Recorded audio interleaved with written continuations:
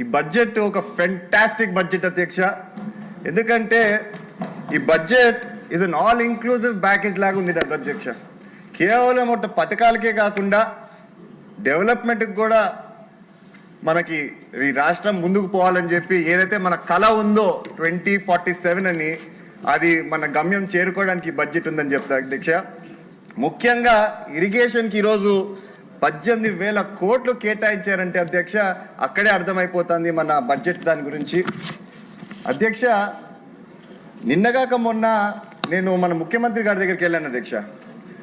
నాకు జియో కావాలట సార్, నీటి కేటాయింపు పైన చెప్పి వెళ్తే, జియో ఇచ్చేది లేదు కానీ ఖచ్చితంగా నీకు చెరువులు, రిజర్వాయర్లు, కెనాలు ఏ ఉంటే అవి ఖచ్చితంగా నింపుతానని చెప్పి నాకు ధైర్యం ఇచ్చి పంపించాడు అధ్యక్ష. కొంచెం బాధపడ్డా, ఏందబ్బా అంతగా అడిగితే జియో ఇయ్యనంటున్నాడు అని చెప్పేసి.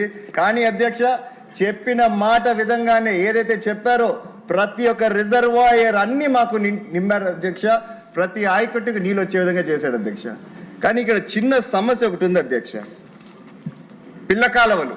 మీ అందరికి తెలిసే ఉంటుంది అధ్యక్ష, 2014 నుంచి 19 మధ్యలో మన ప్రభుత్వం అప్పుడు చాలా కెనాల్స్ చేపట్టింది అధ్యక్ష. కానీ మన దురదృష్టం శాత 19లో మనకు అధికారం కోల్పోయాము. ఏమైందో తెలియదు కానీ అప్పట్లో ఉన్న ప్రభుత్వంకి అసెంబ్లీకి వస్తే చాలు వెటకారంగా, వ్యంగ్యంగా, పర్సెంటా 0.5% ఇట్లాంటి మాటలు మాట్లాడి ఈ సభనే హేళన చేశారు అధ్యక్ష.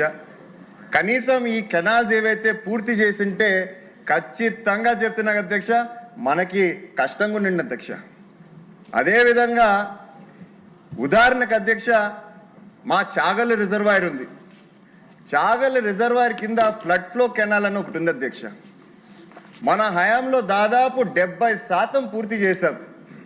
కేవలం ఒక 30% పూర్తి చేసింటే దాదాపు 30,000 ఎకరాలకి నీళ్ళు ఇప్పించిండొచ్చు అధ్యక్ష. అదేవిధంగా తాగునీరు 2 నియోజకవర్గాల అధ్యక్ష, తాడిపత్రి, సింగనమలకి నీళ్ళు ఇచ్చిండ అధ్యక్ష. మరి ఎందుకు వాళ్ళు పూర్తి చేసుకోలేకపోయారో ఏమో నాకు తెలియదు. నేను తద్వారా కోరేది ఏంటంటే అధ్యక్ష, ఈరోజు మంత్రి గారిని, ఏవైతే ఈ చిన్నవి లో హ్యాంగింగ్ ఫ్రూట్స్ ఉన్నాయో 17 కోట్లు, 20 కోట్లు, 10 ఇట్లా చాలా నియోజకవర్గాల్లో ఇదే ప్రాబ్లం అధ్యక్ష.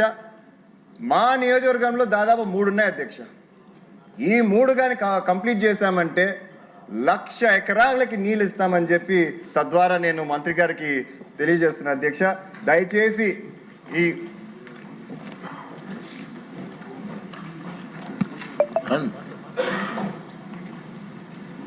అదేవిధంగా అధ్యక్ష, మన ముఖ్యమంత్రి గారుతో పాటు మరొక డిపార్ట్మెంట్కి నేను ధన్యవాదాలు చెప్పాలనుకుంటున్నాను అధ్యక్ష.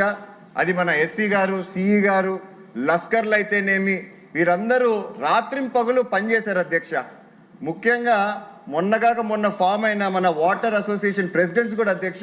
ఇది ఎందుకంటున్నానంటే అధ్యక్ష, నిన్నగాక మొన్న 2 ఎమ్మెల్యేలు అధ్యక్ష మన సభలో ఉన్నారు అధ్యక్ష. ఈరోజు మన రాధాకృష్ణ గారు, మన సాంబన్న గారు మా ప్రాంతానికి వచ్చారు అధ్యక్ష. వస్తే ఒకటే అడిగారు, బాగున్నావా లేదో కూడా అడగలేదు అధ్యక్ష. నన్ను ఒకటి అడిగారు, ఎవరయ్యా మీ ప్రాంతం కరువు ప్రాంతం అని చెప్పారు అని అడిగారు అధ్యక్ష. నాకు ఆశ్చర్యం, ఎందుకు ఇట్లా అంటున్నారని చెప్పి.